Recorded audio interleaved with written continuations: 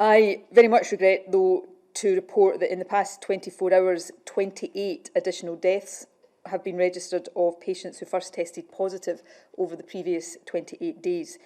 That is the highest number of deaths we've reported in the daily figures since the 21st of May, and it takes the total number of deaths under this measurement to 2,653.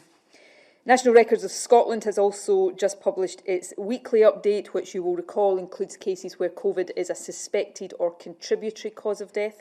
And today's update shows that by Sunday just past, the total number of registered deaths linked to COVID under that wider definition was 4,376.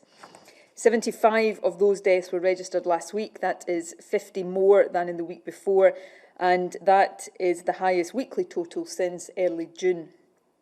58 of the 75 deaths took place in hospitals, 12 in care homes, and 5 at home or in other non-institutional settings. Every single death, of course, represents the loss of somebody who was special and loved, and I want again today to send my deepest condolences to all of the families and networks of friends across the country who have been impacted in this most extreme and cruel way by the impact of this virus. I want, though, to just give a point of context, though, and it doesn't in any way take away from the very upsetting nature of the statistics I have just reported to you.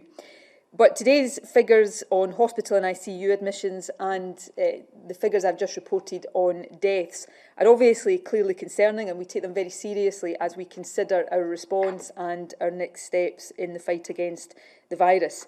However, as Jason will touch on briefly as well, these figures, it must be remembered, relate to people who could have been infected with the virus perhaps 2 to 3 weeks ago.